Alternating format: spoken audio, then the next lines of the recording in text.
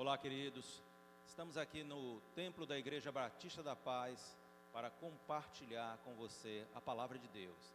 Você que nos escuta por esse canal no YouTube, se esse canal for fonte de bênção na sua vida, compartilhe-o. Eu quero que você compartilhe com outras pessoas para que elas também possam vir a ser abençoadas.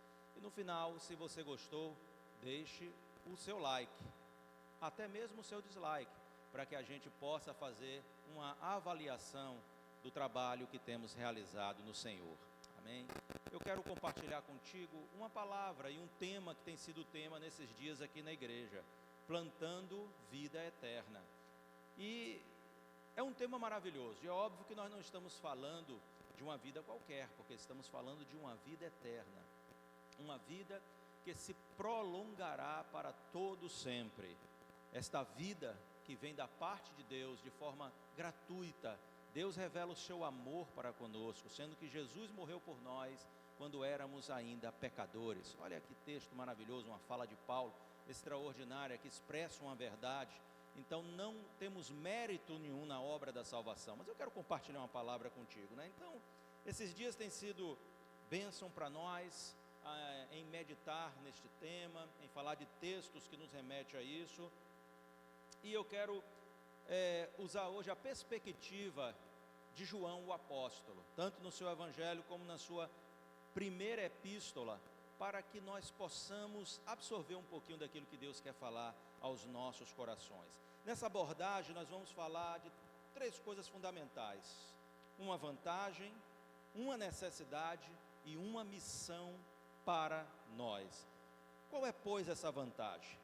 Eu quero compartilhar um texto de João, capítulo 1, versículos de 1 a 5, para a gente começar a meditar nessa palavra. Que Deus abençoe você, eu quero que você fique ligadinho aí, eu quero que você receba tudo que o Senhor tem para derramar no teu coração e que sua vida seja abençoada, tá certo? Olha lá o que é que diz, Evangelho de João, capítulo 1, versículos de 1 a 5. No princípio era o Verbo, e o Verbo estava com Deus, e o Verbo era Deus. Ele estava no princípio com Deus. Todas as coisas foram feitas por intermédio dele, e sem ele nada do que foi feito se fez. A vida estava nele, e a vida era a luz dos homens. Deixa eu repetir isso aqui com muita ênfase. A vida estava nele, e a vida era a luz dos homens.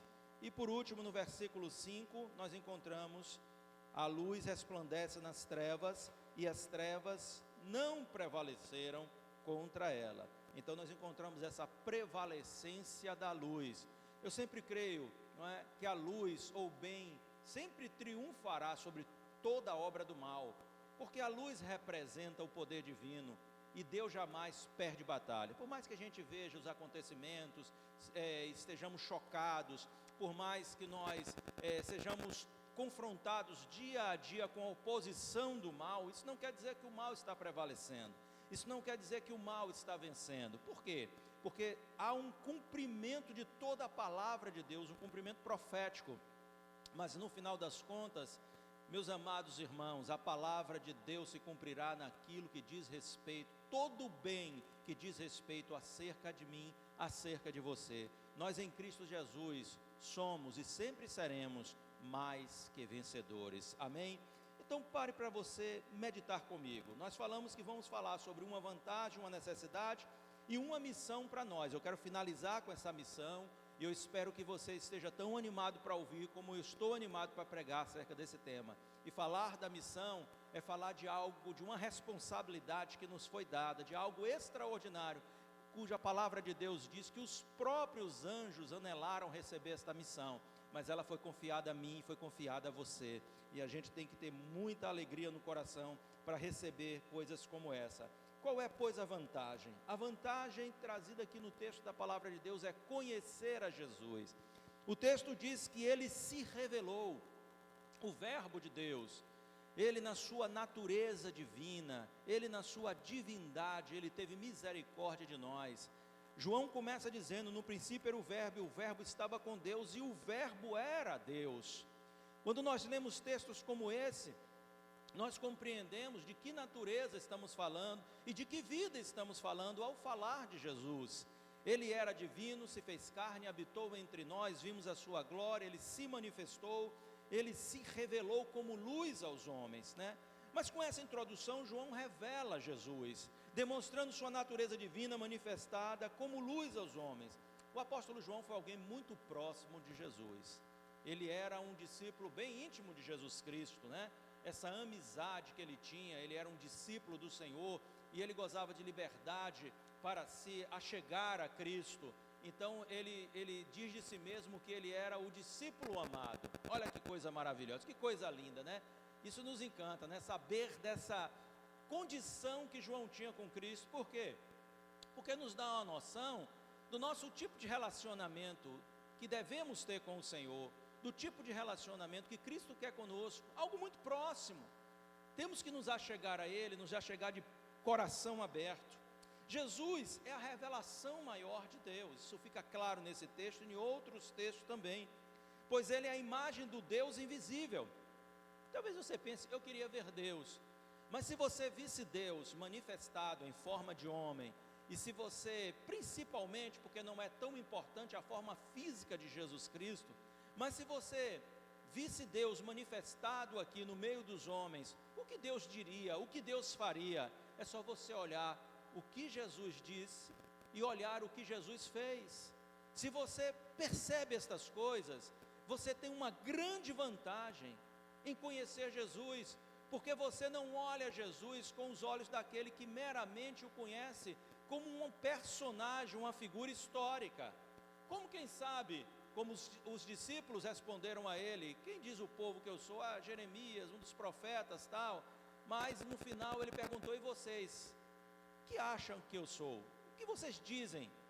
E Pedro disse, tu és o Cristo, o Filho de Deus vivo. E ele disse, bem-aventurado és tu, Simão Barjona, porque não foi carne e sangue que tu revelaram isso, mas meu Pai.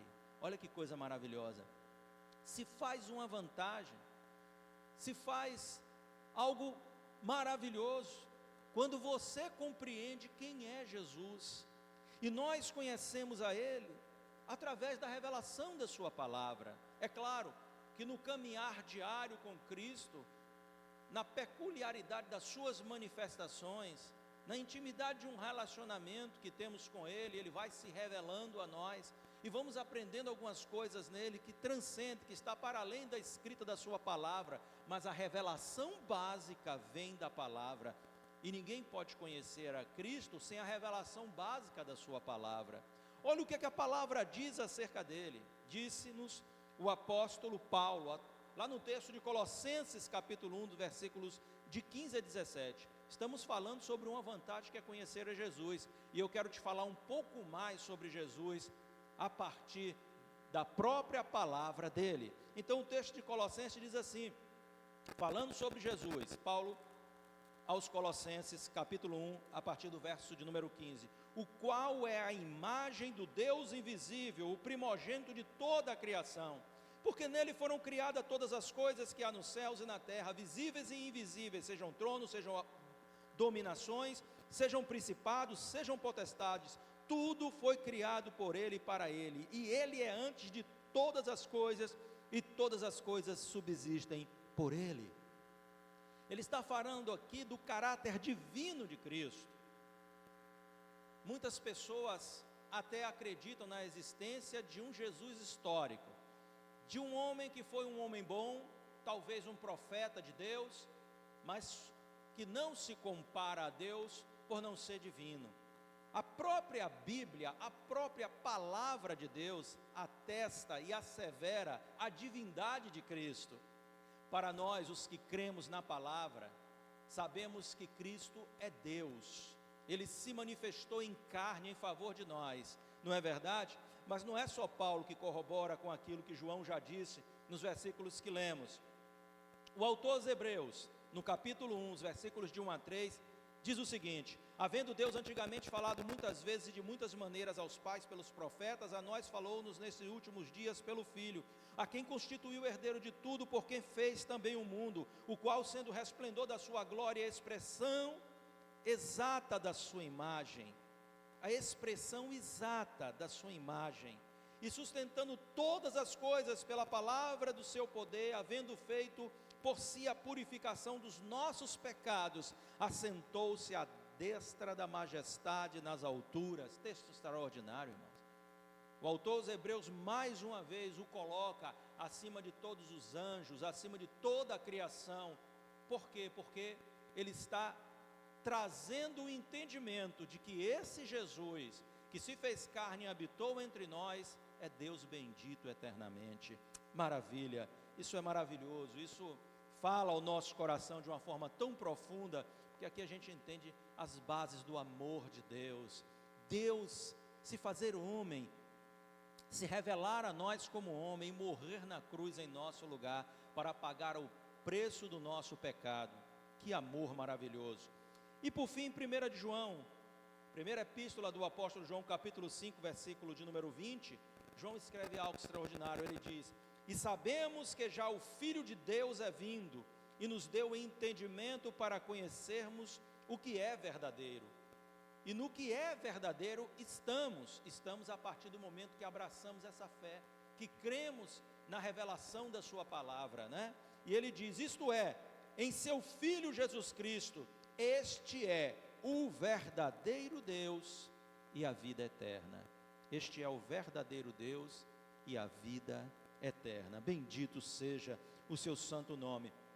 Mas obviamente que João se referia não a uma vida qualquer. Esta vida não é uma vida que possa ser explicada ou discernida pela biologia, pela filosofia, pela biologia ou qualquer outra ciência. Nós estamos falando de uma vida que é revelada a partir das escrituras sagradas, a partir do texto sagrado, especialmente do Evangelho, a partir do momento em que começa a ser narrado, né, todos os atos de Cristo, e é falado acerca da sua pessoa, quem é Jesus.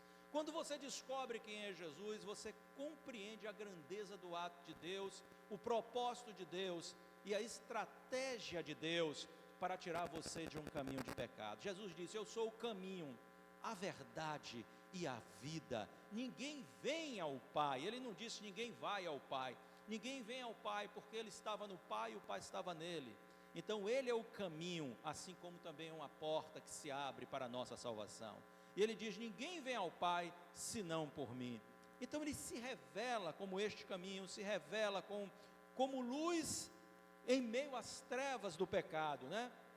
Agora, isso é importante que nós começássemos revelando Jesus a você, para que quando continuássemos a falar da vida que nos propomos a falar aqui, é o nosso tema, você pudesse entender de que tipo de vida estamos falando. Não estamos falando de uma vida natural, de uma vida humana ou de uma vida natural. Nós estamos falando da vida, no estilo de vida que Deus tem. Deus é eterno, aliás, Deus é sempre eterno.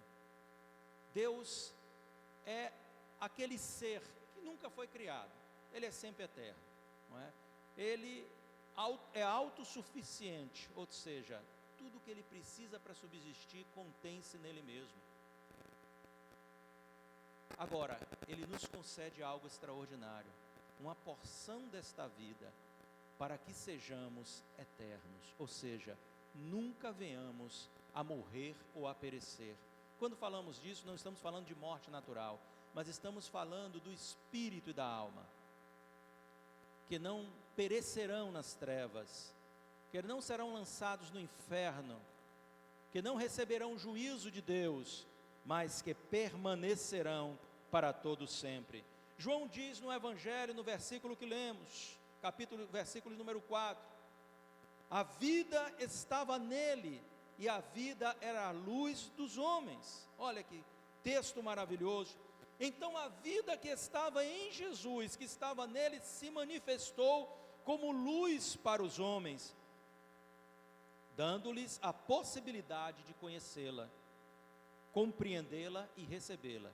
E ele se revelou para que todos nós pudéssemos conhecer esta vida, conhecendo a pessoa de Jesus Cristo, nosso Senhor. A luz resplandece nas trevas, verso 5 do Evangelho, capítulo 1. e as trevas não a compreenderam. O não compreender aqui de conformidade, com este mesmo capítulo no versículo 11, é no sentido de rejeição. Não é que os homens não possam compreender, é que os homens deliberadamente rejeitaram a revelação da pessoa de Jesus Cristo. Eles não aceitaram o fato daquele ser o Filho de Deus que se manifestou ao mundo para que houvesse esperança neste mundo. Mas uma vez fica claro que o homem possui o livre-arbítrio, o poder de escolher, e às vezes, ou na maioria das vezes, o usa erroneamente. Essa é a maior tragédia da humanidade, é ter algo tão maravilhoso da parte do nosso Criador, que é a capacidade da nossa escolha. Porque imagine você, que tipo de amor você daria a Deus, se Deus obrigasse você a amá-lo? Alguém que é obrigado a amar a outra? Não, o amor a Deus é uma escolha. Você pode escolher nesse dia amar a Deus, você pode se decidir a abraçar o Evangelho, a crer na luz que se manifestou a partir de Jesus e receber esta vida maravilhosa. É uma opção sua, há um livre-arbítrio. Alguns creem que não é? Mas a palavra deixa, do meu ponto de vista, claro esse livre-arbítrio. Eles rejeitaram a revelação de Jesus e o dom da vida, é isso que está escrito aqui. Eles tinham o direito de escolher, tinham o direito também de rejeitar, e eles usaram do seu direito para rejeitar a revelação de Deus. Hoje acontece da mesma forma. As pessoas são anunciado o reino de Deus e a sua justiça, mas o que é que elas fazem? Elas o rejeitam, elas desprezam essa revelação, e elas então perdem a possibilidade de terem nela a vida eterna, como uma dádiva de Deus. Mas o segundo ponto do qual nós falamos é uma necessidade, e aí sim, todo homem tem a necessidade de receber a vida eterna, de receber a salvação. Por quê? Porque nós, queridos, estamos fadados, por causa do nosso pecado, uma separação eterna com o nosso Criador. Os nossos pecados fazem separação entre nós e o nosso Deus, como diz lá em Isaías 59, versículos número 1 e 12. Entenda isso. Você não tem como se achegar ou perceber Deus, ou se achegar a Deus por sua autojustificação, por qualquer ato de bondade que você faça, porque quando você é bom para alguém, você estende graça a alguém, mas você não pode ser bom para Deus. Não há nada que você faça para pagar o débito moral, o débito que o pecado que há em você, assim como o pecado que há em mim, criou diante do Criador. Nós infringimos as leis morais de Deus, ou a lei moral do Senhor, e temos um débito para com Ele. Não tínhamos como pagar, Jesus se revelou e morreu em nosso lugar. Então esta é uma necessidade, receber a vida eterna para que não vivamos eternamente separados do Senhor. Deixa eu te dizer uma coisa, o inferno é real. Se o céu é real, o inferno também o é, porque a mesma palavra que revela o céu, revela o inferno. A mesma palavra que destina aqueles que abraçam a fé em Cristo Jesus e são justificados pelo seu ato, e não por uma autojustificação, mas que creem na mensagem da cruz, e são endereçados ao paraíso, são endereçados ao céu. Se você crê nisso, você precisa crer no contrário, ou seja, aqueles que desprezam, que rejeitam a revelação, a luz que veio a este mundo e a vida que nos é doada como um dom. Eles perecerão eternamente, distante do Senhor, num lago de fogo e enxofre.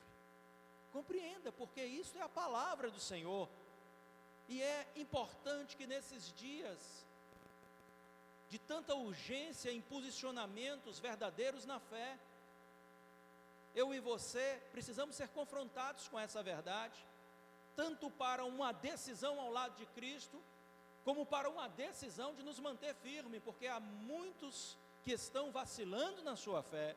Vamos nos lembrar do que espera aqueles que creem no Senhor. Está esperando um céu de glória, mas aqueles que rejeitam a revelação, as trevas exteriores, pense nisso. Isso vai fazer com certeza toda a diferença na sua vida. Eu sigo no Evangelho de João, no capítulo 1, lendo os versículos 9, 10 e 11, que diz assim: a verdadeira luz que vinda ao mundo ilumina toda a humanidade, falando acerca de Cristo. O verbo estava no mundo, o mundo foi feito por meio dele, mas o mundo não o conheceu. Veio para o que era seu, e os seus não o receberam. Entenda que aqui João está dizendo que esta luz veio para iluminar toda a humanidade. Eu quero que você compreenda nisso, porque alguns asseveram que a salvação são para poucos. É claro que talvez poucos se salvem, porque a maioria tem rejeitado a revelação, mas a revelação, a luz, veio para brilhar diante dos teus olhos, iluminar o teu caminho. Você pode receber esta palavra de fé e se converter nesta manhã, porque veio para você. Não veio para um grupo de predestinados, não veio apenas para um povo. Salvação não foi revelada só para os judeus, ele é a luz para os gentios também, que somos nós, aqueles que não são judeus. Então, obviamente, o que a palavra está dizendo aqui é que a salvação é uma possibilidade estendida a todos. Depende da nossa escolha em recebê-la ou não recebê-la, mas ela é uma necessidade para nós. No versículo 11, mais uma vez ele demonstra a rejeição dos homens.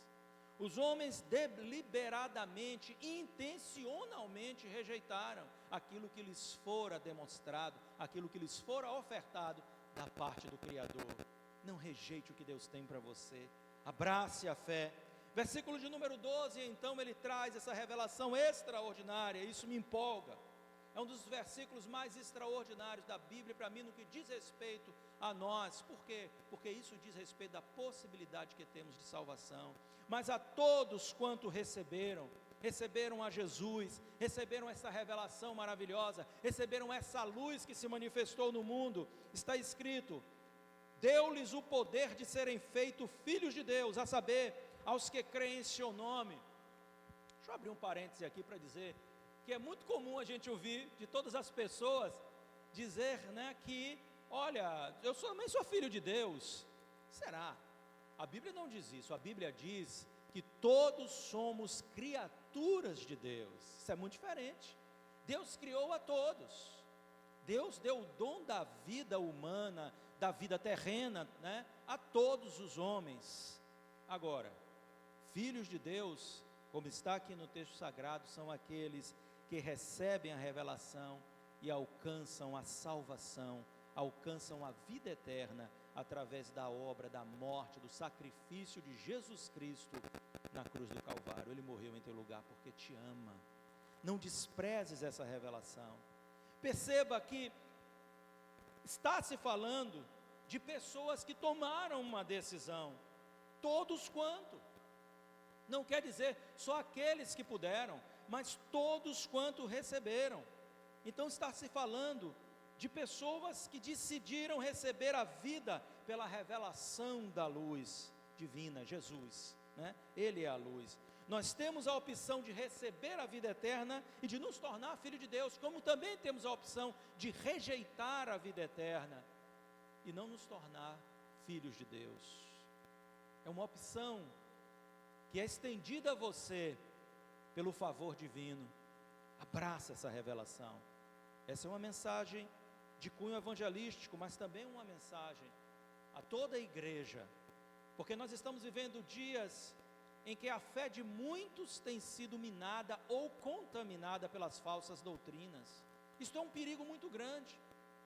Nós lemos lá no que está escrito na epístola de João, não no Evangelho, no capítulo 5, versículo 20, que nós estamos no que é verdadeiro. O que é verdadeiro é a revelação de Cristo, é a doutrina apostólica. Então não fuja disso, buscando alternativas para a sua vida. Não se deixe levar por ventos doutrinários, não se deixe seduzir pelo carisma de homens que muitas vezes não têm caráter. Nós estamos nesses dias vendo se disseminar um espírito anticristão de uma forma muito intensa no mundo. Mas esse espírito não se conforma em ficar só além das fronteiras da igreja. Ele tenta penetrar nas igrejas. E não é incomum hoje nós estarmos ouvindo tantas distorções doutrinárias sendo pregadas. E eu não estou falando aqui de algumas divergências doutrinárias, porque às vezes nas nossas denominações temos algumas divergências doutrinárias. Eu estou falando aqui de distorções doutrinárias, o que é um grande, um terrível perigo, porque encaminham as pessoas para distante do eixo da palavra de Deus. Tenha muito cuidado com isso. Esta é a boa palavra do Senhor, esta é a doutrina verdadeira, é nisso que devemos nos fixar, é nisso que devemos então abraçar, irmão. Acolha essa verdade, segura essa verdade, não titubeia com ela. E por último, eu quero finalizar com esse último tópico, uma missão para todos nós. Qual é esta missão? Plantar a vida eterna nos corações. Se você recebeu esta vida, essa vida não pode estar contida só em você, essa vida não pode ser represada por você, ela é maior do que você pode conter dela, ela precisa se derramar a partir de você, ela precisa se manifestar a partir de você. Você precisa compreender isso, porque em compreender isso, será de grande motivação para que você cumpra essa missão. Este é o nosso dever cristão. Jesus disse que deveríamos ir por todo o mundo, pregar o Evangelho, fazer discípulos em todas as nações. É uma vocação para nós. E eu disse a você que os anjos desejaram ter essa responsabilidade, porque entenderam a grandeza desta missão. Mas esta missão foi dada a mim e foi dada a você. Então lá, agora na Epístola de João, no capítulo 1, os primeiros 4 versículos diz o seguinte: o que era desde o princípio, o que temos ouvido, o que temos visto com os nossos próprios olhos, o que contemplamos, e as nossas mãos apalparam com respeito ao verbo da vida. E a vida se manifestou, e nós a temos visto, e dela damos testemunho, e vula anunciamos, a vida eterna, a qual estava com o Pai, e nos foi manifestada. O que temos visto e ouvido, anunciamos também a vós outros, para que vós, igualmente, mantenhais comunhão conosco. Ora, a nossa comunhão é com o Pai e com seu Filho, Jesus Cristo. Essas coisas, pois, vos escrevemos, para que a nossa alegria seja completa. Perceba que ele está dizendo que aquilo que eles receberam, a revelação, a luz, que trouxe a vida a eles estavam comunicando esta dádiva de Deus, este presente do Senhor a todos. Ele fala por 2 vezes: nós estamos anunciando essa verdade, estamos anunciando a vida eterna, estamos falando para vocês. E há 2 propósitos aqui, que são destacados por João. O primeiro deles, no versículo de número 3, ele diz: o que temos visto e ouvido, anunciamos também a vós outros, para que vós igualmente mantenhais comunhão conosco. Então o primeiro propósito é trazer você para a comunhão da igreja, para a comunhão dos filhos de Deus. E a comunhão da igreja, a comunhão dos filhos de Deus é com o Pai e com seu Filho Jesus Cristo, conforme a palavra de Deus diz, e é claro, com o Espírito dele que está em nós. Meu irmão, meu amigo, você que me ouve nesta manhã, a comunhão é algo extraordinário e precisa ser vivida quando você recebe a revelação da palavra e tem a vida eterna em você. João diz: nós anunciamos isso a todos, para que todos pudessem ter comunhão conosco, que a nossa comunhão é com o Pai e com o seu Filho. É um convite que você não pode rejeitar, é um convite à salvação, é um convite para se aproximar de Deus, é um convite para fazer parte da família de Deus, para ser contado como mais um filho de Deus. Agora, que você recebeu esta revelação, que você aceitou este convite, cabe a você reproduzir o padrão que começou aqui com os apóstolos do Senhor. E qual é este padrão? É plantar esta verdade em outros corações. Anunciar o Evangelho é uma grande missão. E ele está dizendo: nós anunciamos o Evangelho, nós falamos de Jesus Cristo, pregamos a Jesus, pregamos a salvação que é em Cristo, para que as pessoas tenham comunhão conosco, comunhão com o Pai e com o Filho. Mas também, um outro motivo, ele diz, agora uma coisa que cabe a nós, é um benefício pessoal em pregar o Evangelho. Lá no versículo 4 da primeira epístola de João, capítulo de número 1, versículo 4, então ele diz: estas coisas, pois, vos escrevemos para que a nossa alegria seja completa. Isso é maravilhoso, isto é maravilhoso, porque ele está dizendo que pregar o Evangelho produz uma alegria extraordinária nos nossos corações, quando alcançamos uma alma para o Senhor, como quando plantamos esta palavra da vida, e a vemos florescer, frutificar, quando vemos pessoas se tornarem discípulos de Jesus, através da instrumentalidade da nossa vida, sendo usada pelo Espírito Santo, isso produz uma alegria eterna, duradoura. Eu tenho certeza que você um dia lá na glória eterna, vai ser abraçado por alguém que vai dizer: você foi o instrumento de Deus para me pregar, ou para pregar a palavra a mim, e eu a recebi, a acolhi no meu coração, mas você foi usado por Deus, e eu estou aqui hoje, porque Deus usou a sua vida. Imagine, o quanto isso produzirá na sua vida uma alegria de peso, de conotação eterna. Isso é maravilhoso, querido, se empolga e nos faz entender que não há nada que possa suplantar a importância da evangelização, a importância de fazer discípulos. As igrejas precisam ter uma visão multiplicadora, porque a multiplicação não diz respeito só ao aumento quantitativo, por um aumento de números de pessoas na igreja, mas pelo aumento das almas que estão sendo resgatadas do inferno. Não se trata apenas de números, se trata de vidas sendo resgatadas, de vidas sendo trazidas ao conhecimento da verdade que há em Cristo Jesus, o nosso Senhor.